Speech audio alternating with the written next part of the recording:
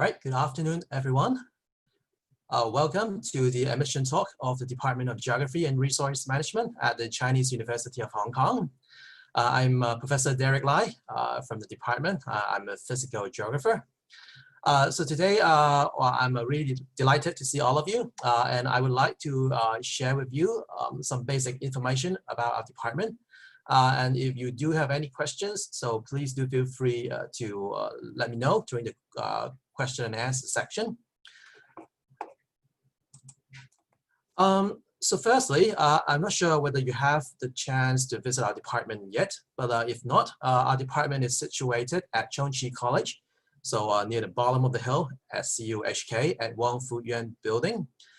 And our department also has a physical geography experimental station, as you can see on the right, which is one of our teaching and research facilities. So we have one of the most beautiful campus among the universities in Hong Kong. So we have a very green campus full of vegetation, a very nice lake nearby. So if you do have a chance, please do visit us. And so this is our teaching team. So we have a very strong teaching team comprising of over 20 full-time faculty members. We also have a number of lecturers as well as adjunct professors in the department who are specialized in various fields of geography. As you can see in the front is our department chairman, Professor Feng Tong. Well, our department is currently ranked 22nd among the geography programs in the world, according to the QS World University Rankings in 2020. Well, we're confident to say that we are one of the best geography programs in the world. And this is an international ranking system, which ranks the different geography programs depending on our performance in academic reputation, and the reputation from the employer based on the performance of our graduates, as well as the number of citations of our research papers per year. So academically, we are a very vigorous program. And our curriculum is divided into 4 major areas of concentration. If you are aware, so we have recently revised our areas of concentrations, and right now we currently have 4. And you can see that it firstly covers the physical geography part, which we term it as physical environment and resource management. So that basically involves everything related to physical geography, including, for example, weather and climate, hydrology, soil science, urban environmental pollutions, geomorphology, geology, etc. And the second area of concentrations is the urban and regional development, which is more traditionally the human geography aspects, which includes topics related to transport, economic geography, population, urban planning, etc. And our third area of concentration is the geospatial data science, which basically covers topics related to the use of geographic information system, as well as the use of satellite images or other remote sensing techniques in analyzing various geographical issues. So it's more the technical part of geographical studies. And the last area of concentration is a new one, which is called the Smart Sustainable Studies. As we all know, so this is it has become one of the hottest topics these days. So how could we develop studies that are smart and sustainable is very important, especially from the perspective of geographers. So we would like to look for ways to develop studies that would allow us to have sustainable development, giving us a sustainable urban environment, as well as the from the social and economic aspects. So we will be incorporating various sorts of techniques, for example, using big data analytics in order to utilize these methods to solve our urban issues. And also recently, students, if you're admitted next year, So you would be able to declare one or up to 2 areas of concentrations by taking at least 12 units in the relevant areas. What that means is that, well, you could, if you're interested in physical geography and geospatial data science, for example, so you can take, 12 credits in the first area of concentration, and then other 12 units in the second concentrations, and then you can declare for those. And if you declare for those areas of concentrations, they would be listed in your transcripts. So that would be officials. So that, for example, like future employers, when they look at your transcript, so they know that you are specialized in these particular areas of concentrations. So hopefully that will help you with job search or like getting an offer in graduate school. And our undergraduate curriculum relies very much on high quality teaching. So firstly, a lot of the topics that are covered in our courses are based on the professor's own high quality research. So we're teaching something which is really in the frontiers of that area. So students will be able to get a good understanding of what is actually happening or with the recent developments in the areas of study. And we also focus a lot on theoretical and practical training. So we would equip students with the basic fundamental theories related to different geographical concepts. But apart from just the theories, so we also emphasize a lot on having practicals. So students would apply what they have learned in class in a real life setting. So that will be in the case of, for example, field studies. We also have a lot of tutorials or laboratory sections where students will be given the opportunity to try out things on their own. And thirdly, our teaching ties in very much with the industries. So we have a lot of collaborations with them in getting some state-of-the-art technique or as well as knowledge.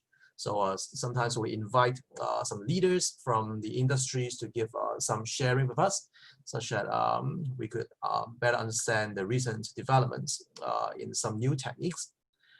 And we also have a lot of laboratory facilities in the department, which gives them the chance to utilize these techniques in solving various geographical issues. And a lot of these information technologies are advanced. So these are some updated stuff. So that would help us to keep up with the rapid changes in the society. And so in this slide, we would just like to share with you some of our most recent research projects funded by the Hong Kong government. And so as shown in this list, so our colleagues have been working on research in various geographical areas. For example, like remote sensing in the first 2 projects. And we also have colleagues working on planning issues in the new territories. And some work on investigating visitor experience in the Hong Kong Wetland Park for the disabled peasants. We also have projects related to the physical geography, for example, characterizing ecosystem services of the Feng Shui forest in Hong Kong, etc. And we have applied a mixture of different teaching methods in delivering our course contents, and which is mostly student-centered.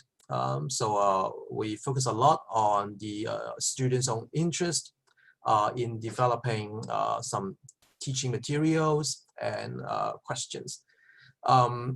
Of course, in the geographical field studies are one of the most important aspects of our teaching. So, we apart from some overseas or non-local field studies that we have organized, which I'll introduce about them later on, actually, for most of our courses, we also conduct a number of local field trips in order to enhance students' learning experience. So again, apart from the lecture contents, we want students to understand how to apply these in the actual settings. So we'll also let them know about what we could actually do in a local sense. And we will also incorporate a number of case studies in our studies. So if those are like located in overseas, so if we can't go there physically, but we will still study them by means of case studies. And we also adopt the problem-based and issue-based approach in teaching. So it's not just about theories or concepts. So more importantly, we're trying to deal with various kinds of geographical issues that we actually experience in the reality, in the society. And we will talk about different issues and problems. We'll try to tackle the root of the problems and then to figure out some solutions. And we also emphasize a lot on group learning, so which is very important later on. So we're not just like learning by ourselves, but learning in a group setting. So we try to learn to work with others, collaborate with others, which is also one very important soft skills for you to work in the society later on.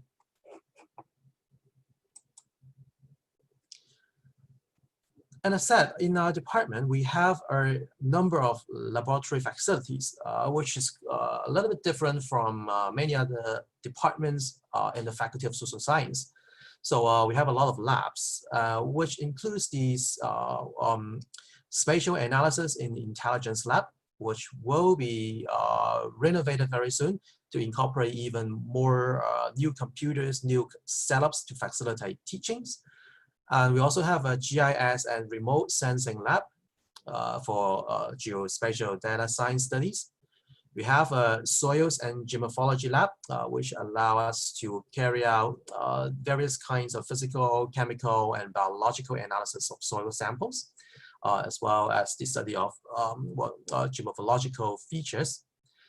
We also have an Earth Resources lab, which is another new lab.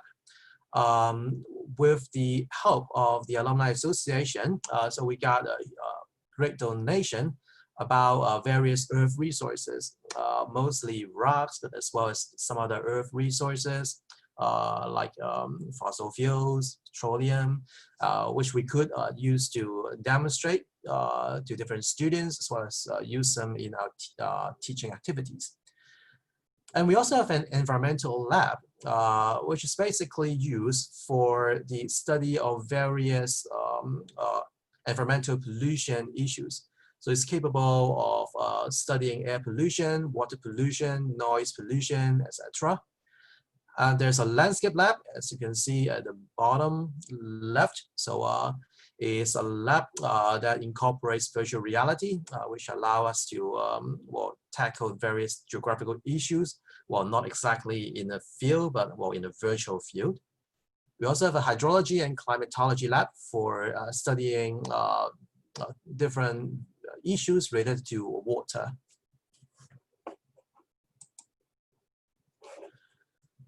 And as mentioned, our department also has a physical geography experimental station, which is located on campus. So we have our own facilities.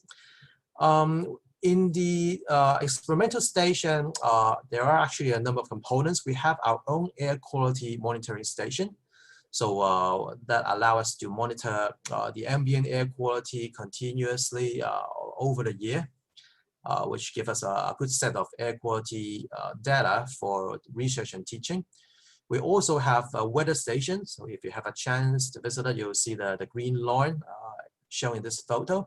So we have different kinds of meteorological measurements for measuring the weather.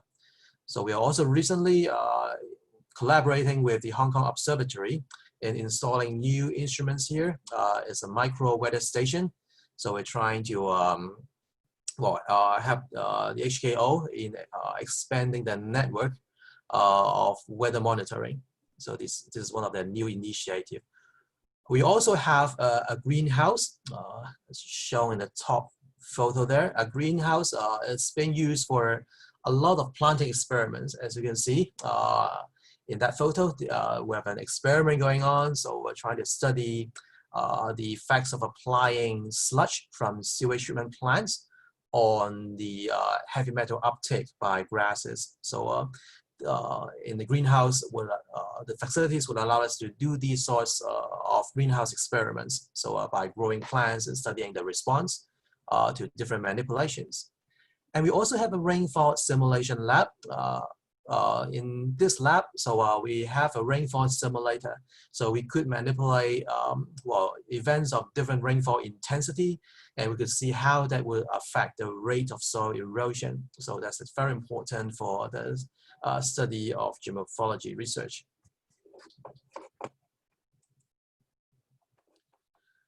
And next, I think this is what most of you are very interested in, is about the admission requirements. And students who meet the minimum university requirements for JUPAS applicants are eligible for applying for admission to our program. But even if you haven't studied geography at Hong Kong DSE, that doesn't matter. So you could still apply for our program. So geography is not a prerequisite subject. And your performance in your best 5 subjects will be considered in the selection process, following the general university's policy.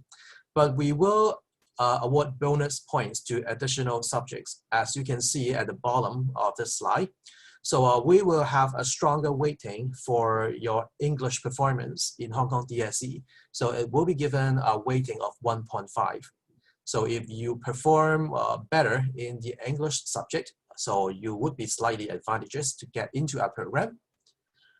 And the minimum, we'll follow the minimum university requirements for JUPAS applicants. So we'll require a level of 3 for English and Chinese, as well as other 2 elective subjects.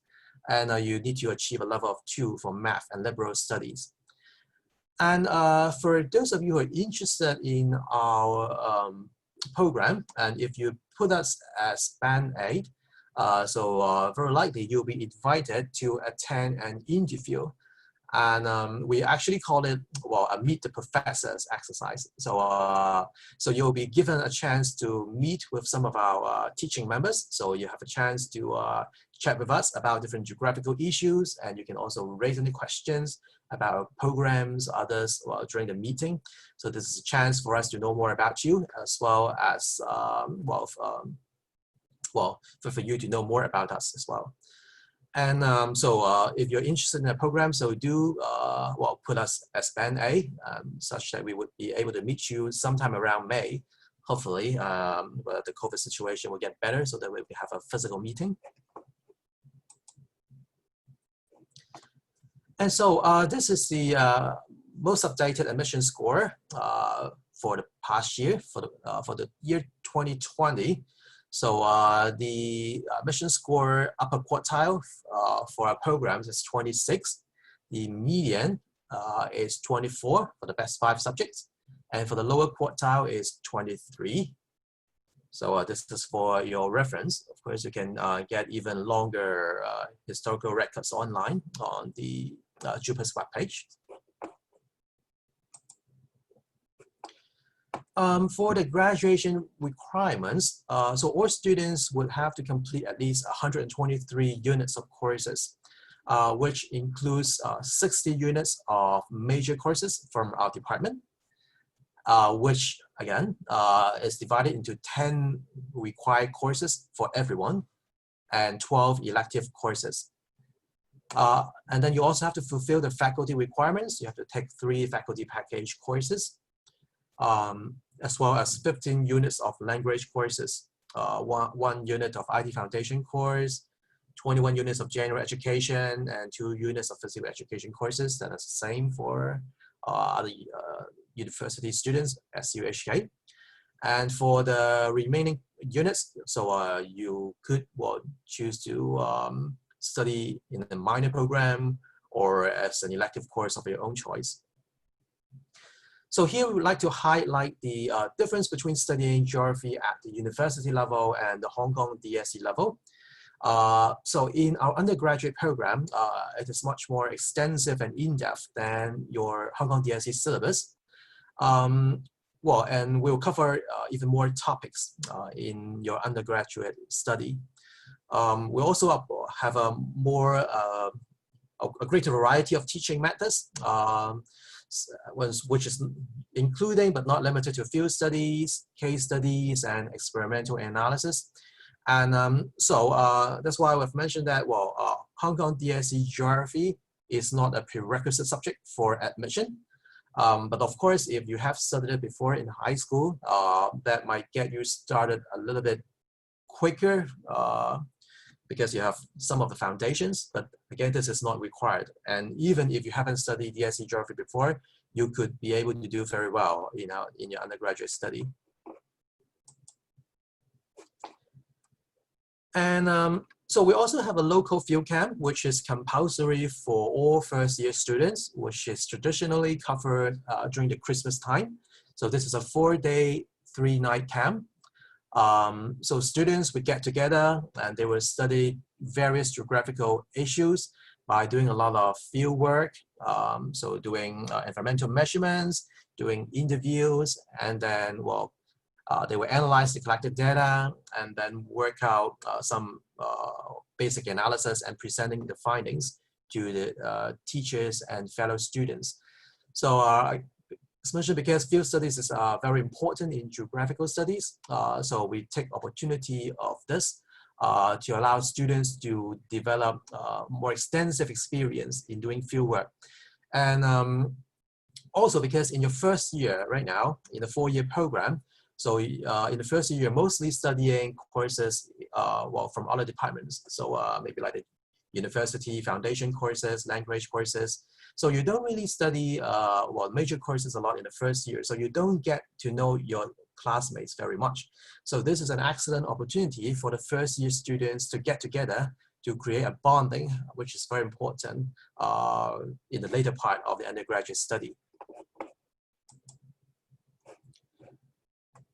And in our undergraduate program, students will have to attend 2 non-local field trips to fulfill the graduation requirements. So everyone has to go to at least 2 non-local destinations. So in this list, you can see that we have a great variety of destinations. So including different countries in Asia, in Australia, in Europe, in North America, even in Africa. We haven't organized any trip for South America and Antarctica yet. So we have covered 5 different continents so far. So to give you a sense of these trips, so we have trips going to the United States and Canada a couple of years ago. And we have trips to Australia. We have been to Sydney, Melbourne, as well as Cairns before. We have trips to Europe, in particular to London and Amsterdam. This is organized by Professor Mikam Ng, so the focus is a little bit more on the urban side in these studies. We also have a field trip to Africa. We have Professor Lawa Marafa. So he's a Nigerian, so he organized a trip for our students to visit Africa some years ago. We also have trips visiting Singapore and Malaysia. So here you can see that they're visiting the tropical rainforest and also studying the urban planning issues in these cities. We have the Taiwan field trips. We also visit different parts of China, example like this one in Gansu, so where we'll get a chance to visit some glaciers, some desert, some alpine meadows in the Tibetan Plateau, which is an excellent trip for students who are interested in physical geography. This is done in collaboration with the Lanzhou University in China. We also have the Yunnan field trip led by Professor Xu Jiang. And the Guangxi field trip led by Dr. Lucy Huang. We also have the Jiangxi field trips, visiting Poyang Lake, the Three Gorges Dam, Three Gorges trip led by Professor Xu Yan, So we even get a chance to go into the dam itself to have a look. And we have a new field trips to Thailand organized by Dr. Frankie Wong, which is a very popular trip. It's a very fun trip, doing lots of field work. And with generous donations from our alumni and various institutions, our department also offers a number of scholarships for our own undergraduate students. So you can see the list of scholarships available here. So these are made available exclusively just for GRM students. So because of the generous donations. So these are supporting students in doing final year thesis research, for example, and some are bursaries for helping students with financial needs, and some are admission scholarships for students with excellent DSE results, and some are course-based scholarships for those who have done exceptionally well in particular courses. They would get a scholarship. Our department had also organized a mentorship program starting from September 2001. So one of the earliest departments at CUHK to implement such a program. This program is aimed at providing an opportunity for our students to maintain close and direct interactions with some professionals in the real world environments. So we look for mentors who are established in various fields, such that they would share their life experience with our students. And so it has been going on for 20 years now. So this is again at the department level. So we are looking for mentors with some relevance to the geographical fields. So, but of course, right now, the university would also organize similar programs, and even some colleges. And the Department of GRM also offer our own internship program for our undergraduate students. So they will be given a chance to carry an internship during the summertime for about 1 to 2 months at some selected companies. So you can see in this list, so we'll try to give students a wider exposure depending on their interests. So they would be attached to different kinds of companies. As you can see here, that involves, for example, some environmental consultancy companies, some NGOs, and some greening companies, some GIS companies, or some would even work in the golf course for soil and ecosystem management. We also organize different sorts of activities. We value our relationships with students a lot. So in the GRM, we have a very strong sense of family. So the teachers and students will always hang out together. For example, we organize departmental outing on an annual basis. So every autumn, so all the GRM teachers, students, graduate students, also some supporting staff would come together, and we'll spend a day in the outdoors to have fun together. So with over 150 people.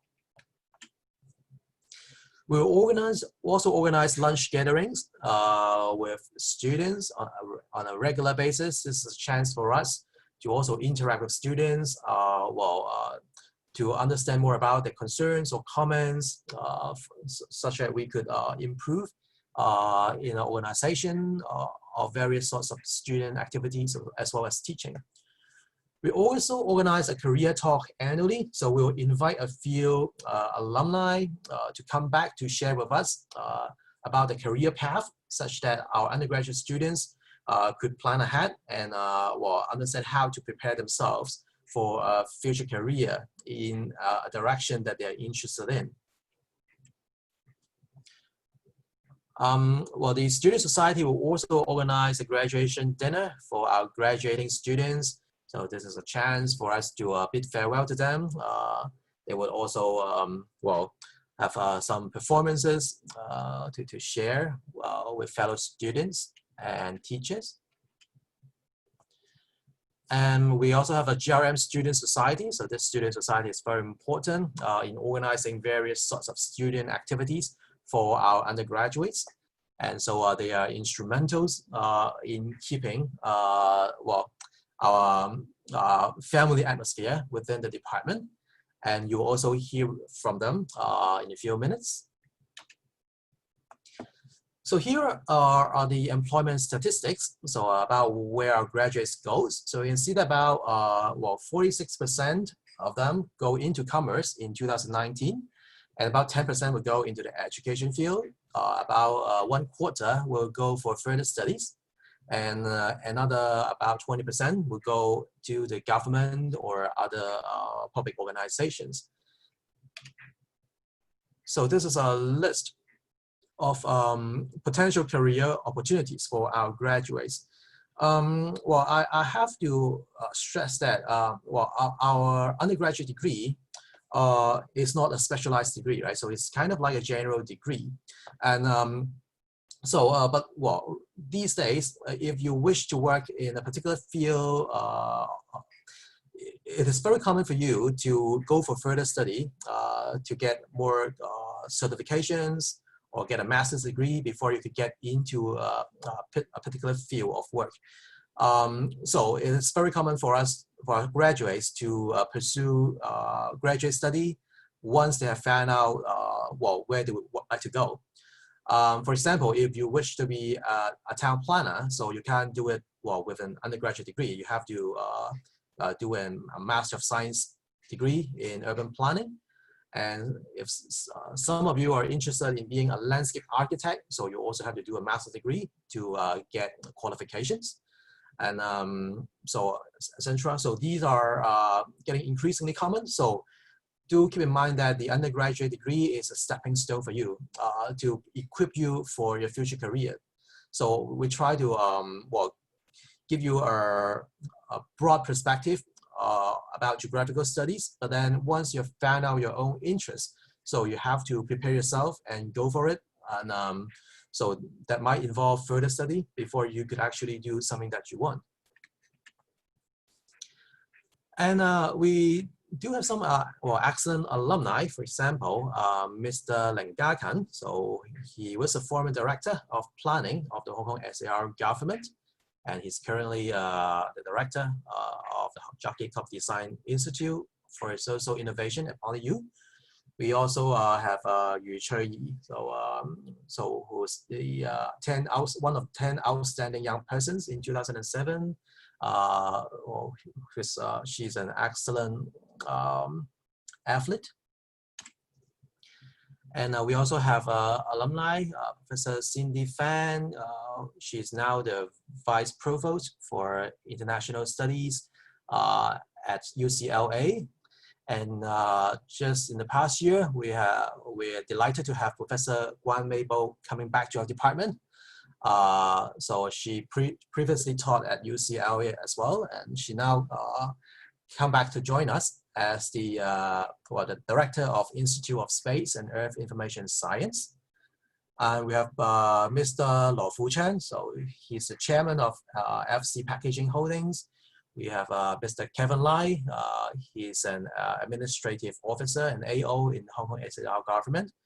We also have Miss Ai Yun, so she's now a senior country parks officer. So you can see that our alumni could excel in various kinds of fields, so depending their own career development. So we also have this graduate, KK. She's working now in the Jockey Cup race course. So because of our knowledge about soil management, ecosystem management, so managing these turf grass is actually something that requires expertise. So it's not easy for any regular person to do it. So it requires geography graduates to do it. And we also have students who are promoting environmental friendly travel, so promoting local travel, V-Air, if you have heard about this website. So they will introduce different sightseeing spots in Hong Kong, such that you don't really have to fly out, and that would save carbon footprint. And last year was of our recent graduate, Natalie Chung. So she got a Esterly Millennium Scholarship, a big one, to study at Oxford University on environmental management. So I guess she's also one of the founder of that VAir organization. So if you're interested, so please do visit our website for more information. Thank you very much for your attention. I'll now pass the time to Crystal from our GRM Student Society. So she will introduce about the organization for about 5 minutes, and then we'll have some questions and answer time. So I'll now pass the time to Crystal. Okay, thank you.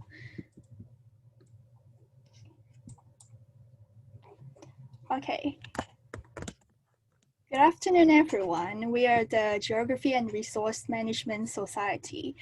I'm Crystal, one of the members of the society. Today, I would like to introduce some regular activities organized by our society and also the GRM department to you all. So firstly, there will be an outing in November, as mentioned just a few minutes ago, every year. So to help our GRMers understand and different topics about geography, and also provide a chance for them to relax through having a walk outside the urban areas during after school.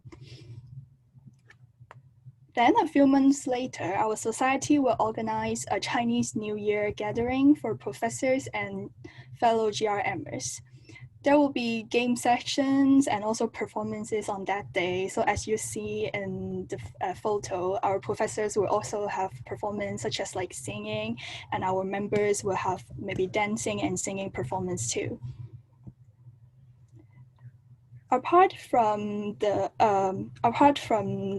Chinese New Year gathering, as for activities for GRM graduates, we will hold photo days with the department, and during the photo days, graduates can take pictures with professors. So we will prepare maybe rose pics and party poppers for them and make sure our graduates have a very memorable experience before they graduate from CUHK. So apart from photo days, we will also organize a graduation dinner, which allows our graduates to share about their years in CUHK, what they have been through during the studies in GRM, and also give thanks to all the professors on that day. And after that, there will be the pizza night, which provides a platform for professors and our GRMers to relax and express their opinions through maybe asking questions to each other. And also, of course, there will be pizzas during that day offered by our society and the department to all GRMers. After pizza night, then soon later, we will organize the Geography Cup. And during the activities, participants, including both professors and students, will join different sports competitions. So through joining these competitions, we hope that they can relax and make their school life more fruitful. There will be teacher-student matches for every event. So we hope to allow teaching staff and fellow GRMers to have a great time together and also foster the teacher-student relationship, as we are like a big family in GRM. As for the activities for freshmen, we will organize the semester opening dinner and all night for our newcomers. So you all are like the potential newcomers to us. And in order to help them adapt better and quicker in CUHK, at the same time to promote their sense of belonging towards the GRM big family. Yeah, so this is the all night. And lastly, there will be a welfare package. The GRM Society will sell different products designed by ourselves, our members, including maybe computer bags, tote bags, and also our GRM t-shirts. So this is our brief introduction of all the activities organized by our society and also the GRM department. Thank you for listening. And if you are interested in our society Genesis and also the GRM department, you can also follow us on Facebook and Instagram by scanning the QR codes or searching GRM Genesis on Facebook and Instagram.